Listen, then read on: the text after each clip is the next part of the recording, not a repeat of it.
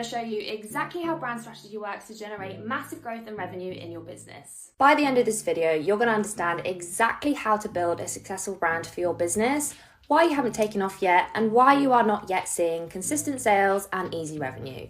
I'm going to be covering a lot, so please bear with me because this is going to give you so much clarity as to why you're not yet experiencing the success that you deserve. So with the help of my trusty whiteboard, let's get into it. A successful brand that drives growth, visibility, and sales in your business is like an iceberg. And even though when we are building a brand strategy, we actually need to start from the bottom, I'm going to start at the top because it makes it a little bit easier to explain. This is your brand expression. This is the part of your brand strategy that everyone's going to see floating above the surface. Obviously, if you want to build a brand that attracts your dream clients and customers and converts them into sales, your brand needs to show up in a way that is attractive to your audience. At the top, we've got your look and feel. This is your visual identity, your logos, your typography, your color palette, your social media presence, your website. This acts like a magnet to draw in the type of customer that you want to sell to and communicate what it is that you want to be known for. Then we've got your messaging, which is everything that the brand needs to be saying through its content to convert leads into sales.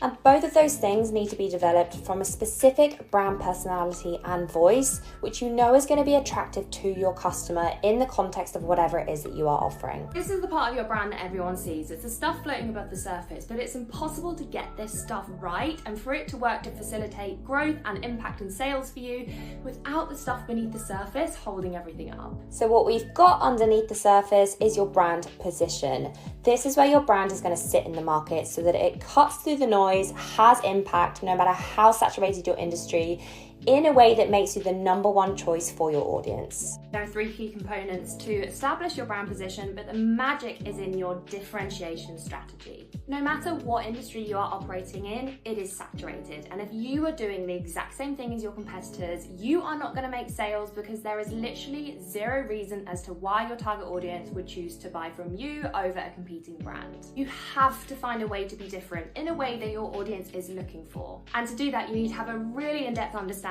of who your target audience is and who it is that you are competing against.